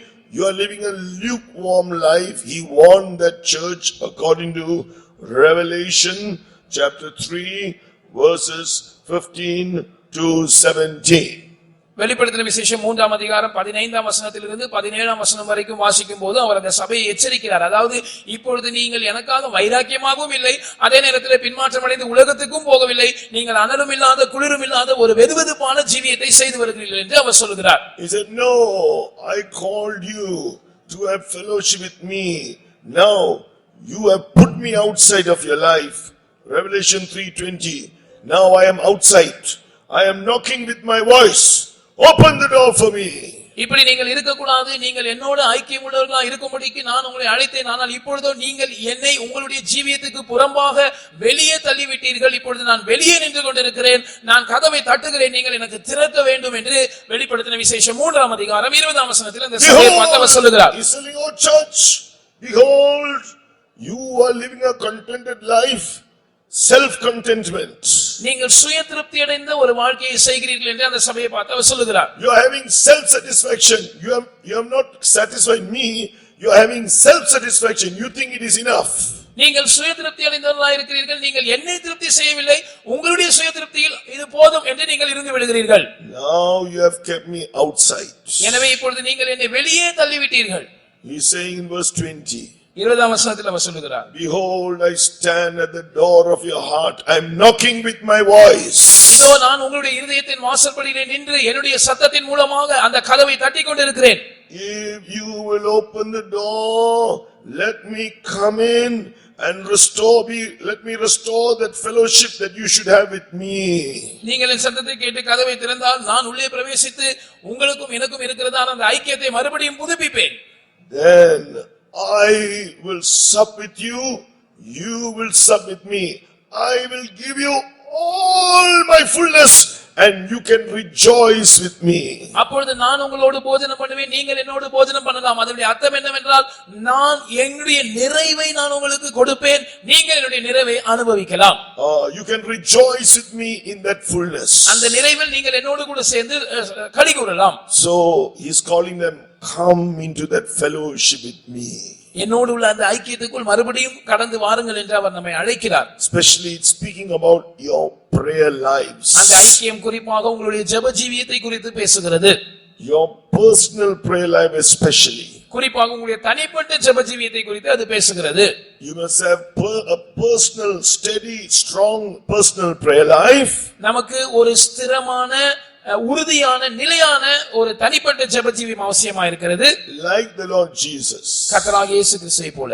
Without being alone with the Father any day of his life on this earth, he didn't pass that day. கர்த்தராகிய இயேசு கிறிஸ்து பிதாவாகிய தேவனோடு தனிப்பட்ட விதத்தில் தனிமையாக நேரம் செலவிடாமல் அவருடைய நாளில் ஒரு நாளையாகிலும் அவருடைய வாழ்க்கையின் ஒரு நாளையாகிலும் அவர் கழிக்கவில்லை. While he lived on this earth. அவர் இந்த பூமியில் இருந்த போது. Even though he was so busy with ministries from the morning till the end of the day. அதிகாலை துவக்கி அந்த நாளின் முடிவு வரைக்கும் ஊழியத்திலே மிகவும் அலுவலாய் அவர் இருந்த போதும் கூட he would then spend sometimes through the night he will be spending the time with the Father in personal prayer. இரவு நேரங்களை அவர் பிதாவாகிய தேவனோடு தனிப்பட்ட ஜீவியத்தில் செலவிட்டு வந்தார். சில நேரம் முழு இரவும் கூட அவர் அப்படி இருந்திருக்கிறார். That is how he was experiencing all the fullness of the Father. அப்படிதான் பிதாவாகிய தேவனுடைய எல்லா நிறைவையும் அவர் அனுபவித்தார். That was his life. அதுதான் அவருடைய ஜீவியமாய் இருந்தது. That gave him life.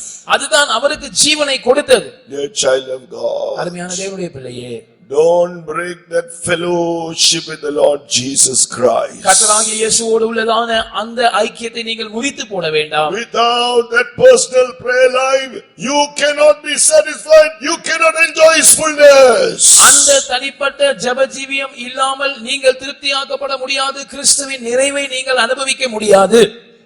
Even if it means that we are so busy working, still we won't be tired. The Holy Spirit will strengthen us and help us to spend time with God in prayer. நாம் ஒருவேளை வேலையிலே மிகவும் அலுவலா இருக்கலாம், வேலை செய்து களைத்து போயிருக்கலாம். ஆனால் பரிசுத்த ஆவியானவர் நம்மை தேவனோடு தனிப்பட்ட ஜெப ஜீவியத்தில் இருக்க உதவி செய்வார். அப்பொழுது நமக்கு அந்த ஜெபத்தில் களைப்பே இருக்காது.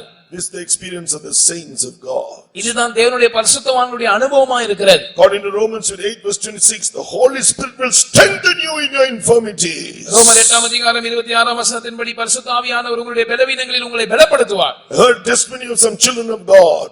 நாம் சில தேவனுடைய பிள்ளைகளுடைய சாட்சிகளை கேட்டோம். Working through the day. பகலெல்லாம் வேலை செய்து கொண்டிருக்கிறார்கள். Then there's the all night prayer in the house of God. தேவனுடைய வீட்டிலே ஒரு இரவு ஜெபம் ஒழுங்கு செய்யப்பட்டிருக்கிறது. Then after that meeting they testify.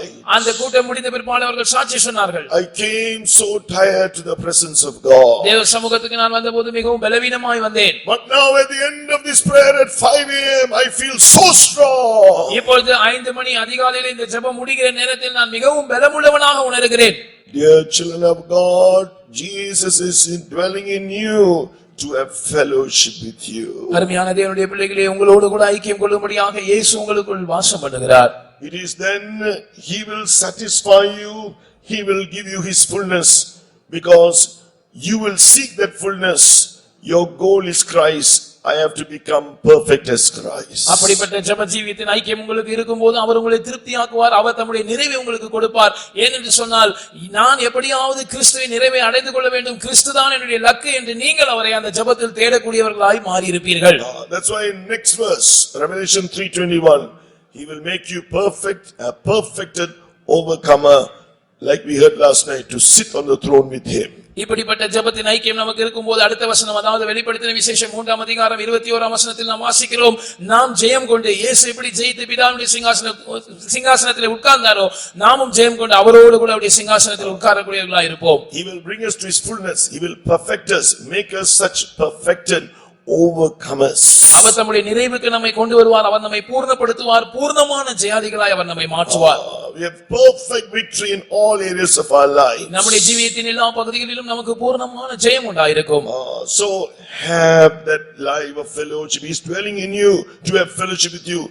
You must give importance to that prayer life. அவர் உங்களுக்குள் வாசமாய் இருக்கிறதின் நோக்கம் உங்களோடு ஐக்கியம் கொள்ள அவர் விரும்புகிறார்.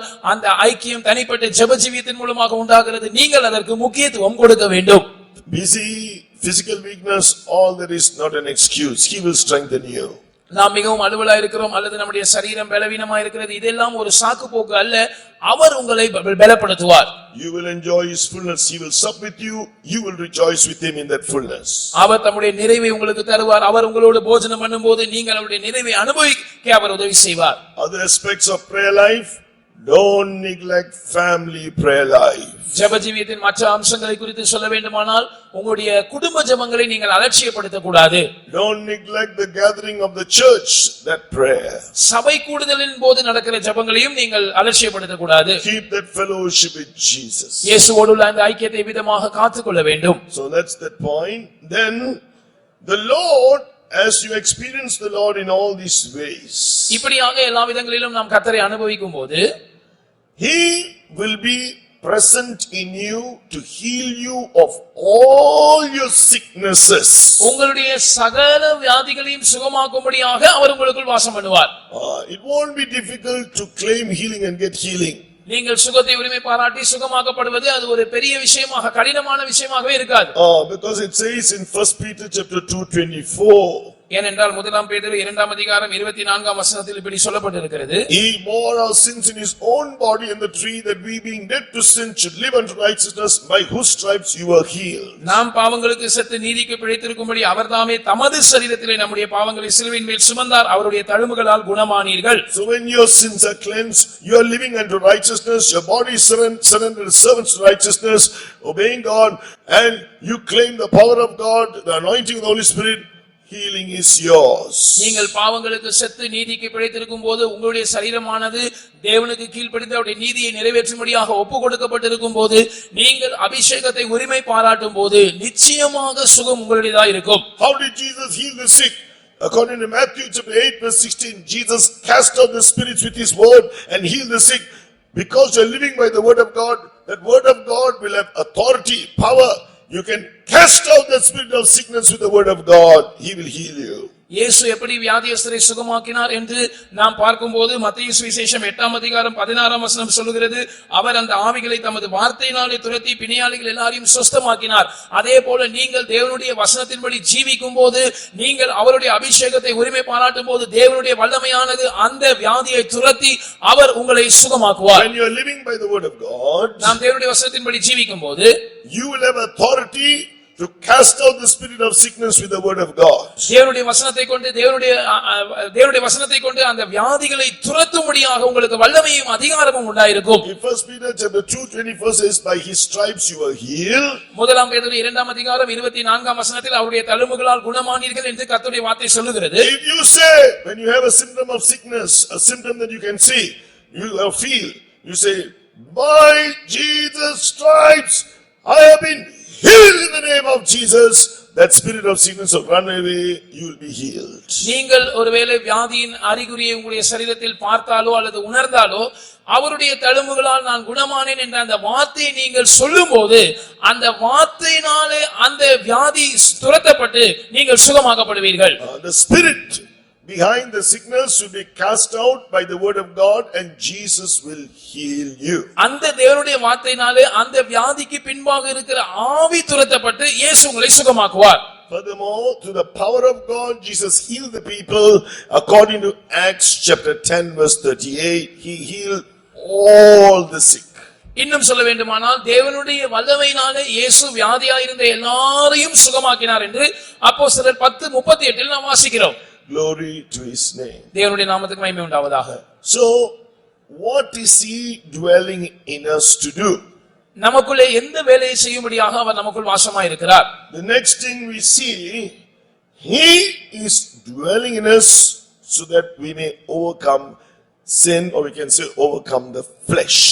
நாம் பாவத்தை அல்லது மாம்சத்தை ஜெயிக்கும்படியாக அவர் நமக்குள்ளே வாசமாய் இருக்கிறார் என்று அடுத்ததாக நாம் பார்க்கிறோம். In Romans the 6th chapter, ரோமர் 6ஆம் அதிகாரத்தில் we begin to experience this victory by faith at the truth of water baptism. விசுவாசத்தினாலே தண்ணீர் ஞானஸ்நான சத்தியத்தில் இருந்தே இந்த ஜெயத்தை நாம் அனுபவிக்க ஆரம்பிக்கிறோம். Romans chapter 6 verse 2 says, how shall we that are dead to sin live any longer therein? பாவத்துக்கு மரித்த நாம் இனி அதிலே எப்படி பிழைப்போம் என்று ரோமர் 6ஆம் அதிகாரம் 2ஆம் வசனம் சொல்லுகிறது. Sin in Romans chapter 6 says, speaking of the sinful disobedient nature. இந்த ரோமர் 6ஆம் அதிகாரம் 2ஆம் வசனத்தில் குறிப்பிடப்பட்டிருக்கிற அந்த பாவம் என்று சொல்லுகிற வார்த்தை, அது நம்முடைய கீழ்ப்படியாமையின் பாவ சுபாவத்தை காட்டுகிறது. So now that we can say, through that sinful disobedient nature also, that flesh also is working in us. அந்த கீழ்ப்படியாமையின் பாவ சுபாவத்தின் மூலமாக நமக்குள்ளே மாம்சம் கிரியை செய்கிறது என்று நாம் சொல்லலாம். So we heard that also all about crucified life. We heard about crucifying the flesh and the affections and lust. All these things we heard on Friday night. வெள்ளிக்கிழமை இரவு கூட்டத்திலே நாம் இந்த மாம்சத்தையும் அதன் ஆசை இச்சைகளையும் சிலுவையிலே அறைகிறதை பற்றி நாம் கேள்விப்பட்டோம். So when you are saying and believing, I am dead indeed to sin, this sinful disobedient nature, நான் இந்த கீழ்ப்படியாமையின் பாவ சுபாவத்துக்கு மரித்திருக்கிறேன் என்று நீங்கள் விசுவாசித்து சொல்லும்போது, we will not live any longer in the flesh. நாம் மாம்சத்தின்படி இனி பிழைக்க மாட்டோம். So we need to believe that, and as it says in Galatians chapter 5 verse 24 and 25, நாம் அதை விசுவாசிக்க வேண்டும். கலாத்தியர் 5ஆம் அதிகாரம் 24-25 வசனங்கள் இப்படி சொல்லுகிறது. We must say, I am dead indeed to sin, but alive unto God through Jesus Christ my Lord. நான் பாவத்துக்கு மரித்தேன், ஆனால் கர்த்தராகிய இயேசு கிறிஸ்துவின் மூலமாக தேவனுக்கென்று பிழைத்திருக்கிறேன் என்று நாம் சொல்ல வேண்டும். Let's mention in Romans chapter 6 verse 11. ரோமர் 6ஆம் அதிகாரம் 11ஆம் வசனத்தில் அப்படி சொல்லப்பட்டிருக்கிறது. So according to Galatians 5 verse 24 and 25, கலாத்தியர் 5ஆம் அதிகாரம் 24-25 வசனங்களின்படி, we will no more live to the flesh, நாம் இனி மாம்சத்தின்படி பிழைத்திருக்க மாட்டோம். but we can now live in the spirit and walk in the spirit. நாம் ஆவியினாலே பிழைத்திருந்து ஆவிக்கேற்றபடி நடக்கிறவர்களாய் மாறுவோம். So we can overcome the flesh. இப்படியாக நாம் மாம்சத்தை மேற்கொள்ள முடியும். That's why we heard also in Romans chapter 8 verse 13. ரோமர் 8 அதிகாரம் 13 வசனத்திலும் இதை குறித்து நாம் படிக்கும்போது, I am dead indeed to sin and I am alive unto God through Jesus Christ. நான் பாவத்துக்கு மரித்தேன், இயேசு கிறிஸ்து மூலமாக நான் தேவனுக்கு என்று பிழைத்திருக்கிறேன் என்று நாம் சொல்லும்போது, We need to put to death everything of the flesh through the anointing according to Romans chapter 8 verse 13. ஆவியினாலே சரீரத்தின் செய்கைகளை நாம் அழிக்க வேண்டும், இல்லாவிட்டால் அதை மரணத்துக்கு உட்படுத்த வேண்டும். இதைத்தான் ரோமர் 8 அதிகாரம் 13 வசனம் நமக்கு சொல்லுகிறது. We can live a life overcoming the flesh. அப்படி செய்யும்போது நாம் மாம்சத்தை மேற்கொள்ளுகிற, மாம்சத்தை ஜெயித்த ஒரு ஜீவியத்தை செய்யலாம். Yielding our members to obedience unto righteousness. நாம் நீதிக்கு ஏதுவான கீழ்ப்படிதலுக்கு நம்முடைய சரீரத்தின் அவயவங்களை ஒப்புக்கொடுத்து ஜீவிக்கலாம். Anointing, he will put to death everything of the flesh. He is dwelling in us to make us to overcome the flesh. அபிஷேகத்தின் மூலமாக மாம்சத்தின் செய்கைகளை நாம் மரணத்துக்கு உட்படுத்தி அதை அழிக்கலாம். நம்மை மாம்சத்தை ஜெயங்கொள்ள செய்யும்படியாகவே கிறிஸ்து நமக்குள் வாசமாயிருக்கிறார். So he is giving Romans 5:17, he is giving abundant grace so that through that gift of righteousness you can reign in life with Jesus. அவர் நமக்கு அவருடைய பரிபூர்ணமான கிருபையை கொடுக்கிறார். அதன் மூலமாக நீதியின் ஈவை, அதன் பரிபூர்ணத்தை பெற்று நாம் இயேசு கிறிஸ்துவின் மூலமாக ஜீவனில் ஆளுகை செய்யக்கூடியவர்களாய் மாறுகிறோம் என்று ரோமர் 5 அதிகாரம் 17 வசனம் சொல்லுகிறது. Romans chapter 8 verse 3 says, ரோமர் 8 அதிகாரம் 3 வசனம் சொல்லுகிறது, he condemns that sin, a sinful nature in your flesh when you say I am dead indeed unto sin. நான் பாவத்துக்கு மரித்தேன் என்று நீங்கள் அறிக்கை செய்யும் போது அந்த பாவத்தை, இல்லாவிட்டால் அந்த கீழ்ப்படியாமையின் பாவ சுபாவத்தை உங்களுடைய மாம்சத்தில் அவர் ஆக்கினைக்குள்ளாக தீர்க்கிறார். Let the anointing put to death everything of the flesh. அபிஷேகமானது மாம்சத்தோடு சம்பந்தப்பட்ட எல்லாவற்றையும் அழிக்கட்டும். Let the anointing bring you that grace to reign in life with Jesus over the flesh. மாம்சத்தின் மேல் ஜெயம் கொண்டவர்களாக இயேசு கிறிஸ்துவின் மூலமாய் ஆளுகை செய்ய அபிஷேகமானது உங்களுக்கு உதவி செய்யட்டும். Then he is dwelling in us to keep us from the world and give us victory from the over the world. அடுத்ததாக இந்த உலகத்திலிருந்து நம்மை பாதுகாத்து இந்த உலகத்தின் மேல் நமக்கு ஜெயத்தை கொடுக்கும்படியாக கிறிஸ்து நமக்குள் வாசமாயிருக்கிறார். In Romans chapter 6 verse 4, ரோமர் 6 அதிகாரம் 4 வசனத்தில், it says, therefore we are buried with him by baptism into death. அவருடைய மரணத்துக்குள்ளாக்கும் ஞானஸ்நானத்தினாலே நாம் கிறிஸ்துவுடனே கூட அடக்கம் பண்ணப்பட்டோம் என்று வசனம் சொல்லுகிறது.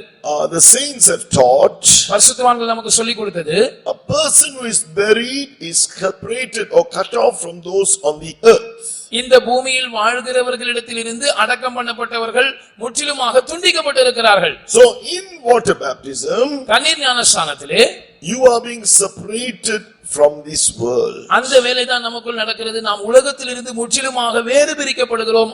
உலகத்தோடு உள்ளதான நம்முடைய பிணைப்பு துண்டிக்கப்படுகிறது. You are buried with Jesus by baptism into his death. நாம் அவருடைய மரணத்துக்குள்ளாக்கும் ஞானஸ்நானத்தினாலே கிறிஸ்துவுடனே கூட அடக்கம் பண்ணப்படுகிறோம்.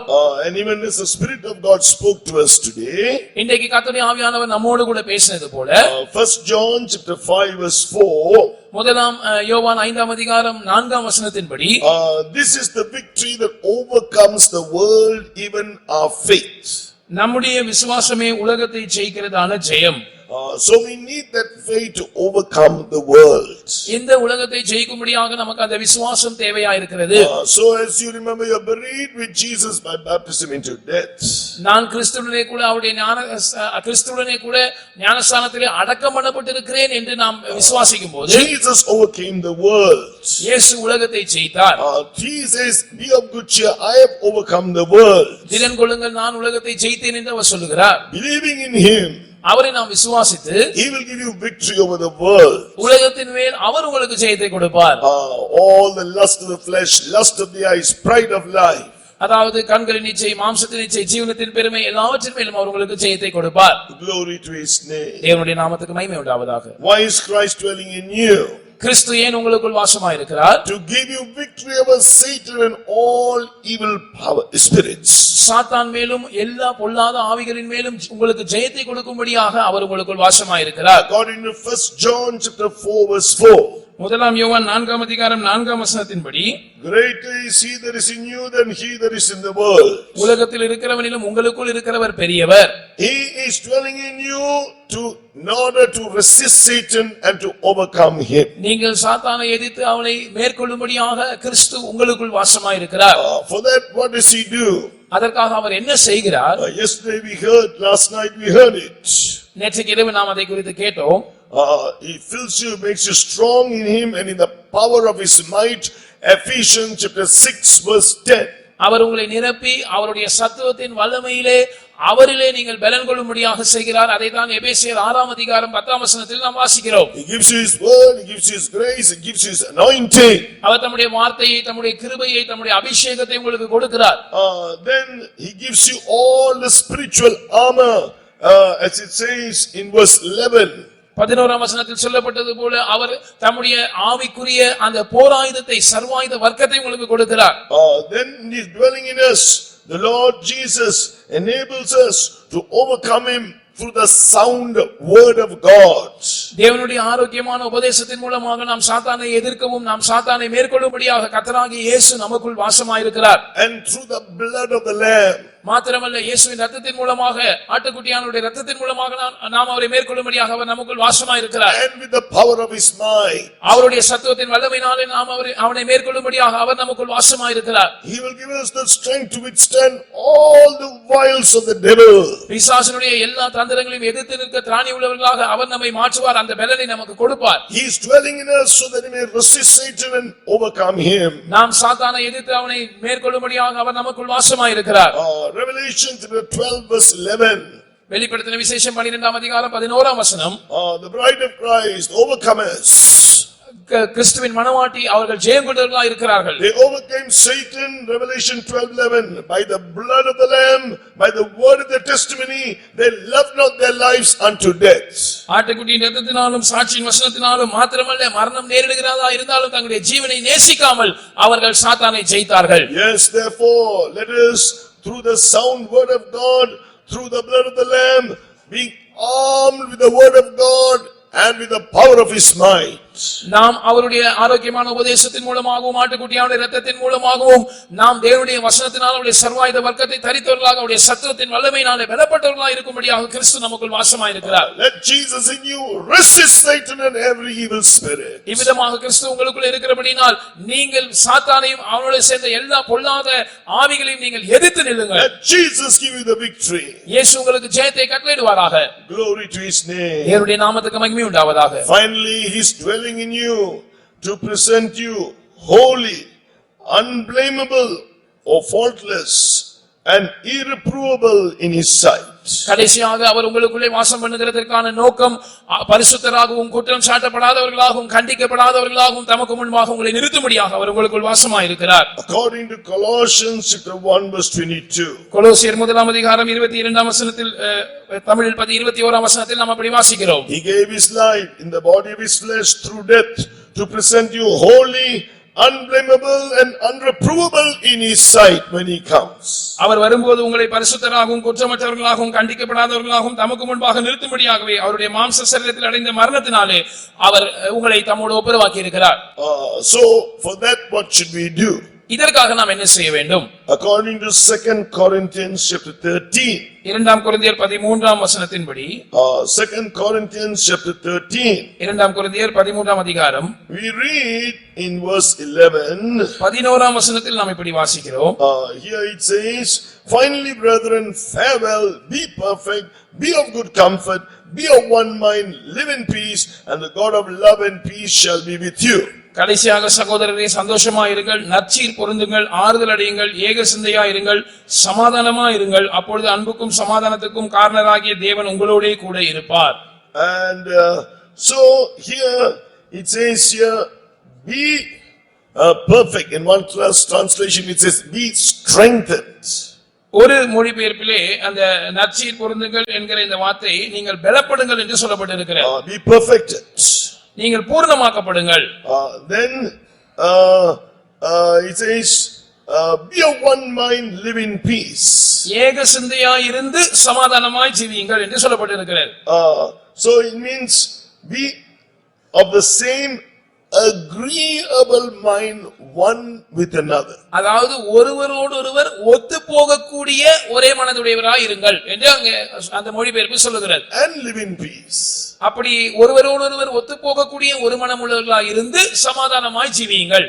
Then the God of love, அப்பொழுது அன்பின் தேவன், who is the source of all affection, எல்லா விதமான அன்புக்கும் ஊற்றாய் இருக்கிற தேவன், who is the source of all goodwill, love and benevolence, எல்லா விதமான அன்புக்கும் நல்ல காரியங்களுக்கும் ஆசீர்வாதங்களுக்கும் ஊற்றாய் இருக்கிற தேவன்.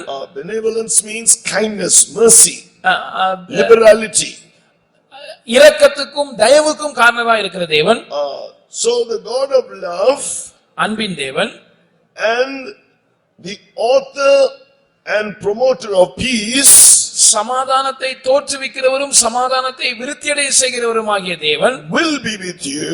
அவர் உங்களோடு கூட இருப்பார். And according to 1 Thessalonians chapter 5 verse 23, முதலாம் தெசலோனிக்கேயர் 5ஆம் அதிகாரம் 23ஆம் வசனத்தின்படி, the God of peace will sanctify you wholly in your spirit, soul and body. அந்த சமாதானத்தின் தேவன் உங்களுடைய ஆவி, ஆத்துமா, சரீரத்தை முற்றிலும் பரிசுத்தமாக்குவார். And present you blameless, perfect before Jesus when he comes. தமக்கு முன்பாக குற்றமற்றவர்களாக அல்லது பூர்ணமாக்கப்பட்டவர்களாக அவர் வரும்போது உங்களை நிறுத்துவார். For that what we should do, we அதற்காக நாம் have என்ன செய்ய to be வேண்டும்? those of the same agreeable mind one with another. நாம் ஒருவரோடு ஒருவர் ஒத்து போகிற ஒரே மனதை உடையவர்களாக இருக்க வேண்டும். That means in the truth we must strive for the same gospel, the same truth. Be a one spirit, one mind concerning the gospel. அதனுடைய அர்த்தம் என்னவென்று சொன்னால், சத்தியத்தின் விஷயத்திலே நாம் அந்த சத்தியத்துக்காக ஏக மனதோடும் ஏக சிந்தையோடும் ஒன்றாக போராடுகிறவர்களாக இருக்க வேண்டும். We have the same goal. நமக்கு ஒரே லக்கு இருக்கிறது. I have to be sanctified holy. The church will be sanctified holy in spirit, soul and body and presented perfect. நான் முற்றிலும் பரிசுத்தமாக்கப்பட வேண்டும், சபை முற்றிலும் பரிசுத்தமாக்கப்பட வேண்டும், நாம் ஆவி, ஆத்துமா, சரீரத்தில் முற்றிலும் பரிசுத்தமாக்கப்பட்டு பூர்ணராக நிறுத்தப்பட வேண்டும். So you will be used, each one will be used for the edification of the body of Christ to grow to that perfection. கிறிஸ்துவின் சரீரமாகிய சபையானது பக்தி விருத்தி அடையும்படியாகவும் அந்த பூர்ணத்துக்கு நேராக அது வளர்ந்தேறி செல்லும்படியாகவும் கர்த்தர் உங்களை பயன்படுத்துவார். கிறிஸ்துவின் சரீரமாகிய சபையில் இருக்கிற ஒவ்வொருவரையும் பயன்படுத்துவார். So be of the same agreeable mind one with another. எனவே நாம் ஒருவரோடு ஒருவர் ஒத்து போகக்கூடிய ஏக மனதுடையவர்களாக இருக்க வேண்டும். Live in peace. சமாதானத்தில் நாம் ஜீவிக்க வேண்டும். Then the God of love, அப்பொழுது அன்பின் தேவன், he is the source of all affection, goodwill, love and benevolence. அவரே எல்லா அன்புக்கும் நல்ல நோக்கத்திற்கும் இரக்கத்துக்கும் தயவுக்கும் காரணராக அல்லது ஊற்றாக இருக்கிறார். And the author and promoter of peace. அவரே சமாதானத்தின் ஊற்றாகவும் சமாதானத்தை விருத்தி அடைய செய்கிறவராகவும் இருக்கிறார். He will be with you. அந்த தேவன் உங்களோடு இருப்பார். He will make you holy, unblameable or faultless. அவர் உங்களை பரிசுத்தராகவும் குற்றம் சாட்டப்படாதவர்களாகவும் மாற்றுவார். And irreprovable in his sight when Jesus comes. இயேசு வரும்போது கண்டிக்கப்படாதவர்களாக தம்முடைய சமூகத்தில் அவர் உங்களை நிறுத்துவார்.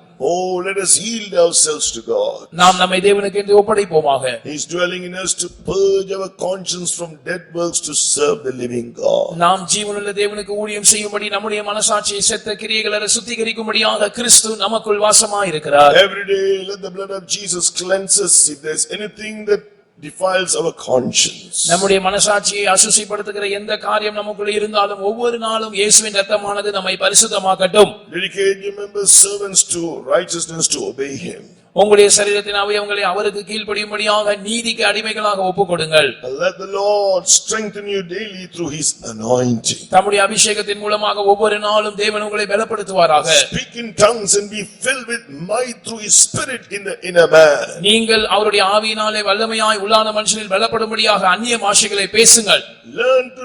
Live a life depending on Christ, for everything, abiding in him and he in you. அவர் உங்களுக்குள்ளே நிலைத்திருக்கிறதும் நீங்கள் அவருக்குள்ளே நிலைத்திருக்கிறதுமான அந்த ஜீவியத்தை, அதாவது எல்லாவற்றிற்காகவும் கிறிஸ்துவை மாத்திரம் சார்ந்திருக்கிறதான அந்த ஜீவியத்தை நீங்கள் பழகிக் கொள்ளுங்கள். Live a life with the aim that his nature and power must be revealed through you.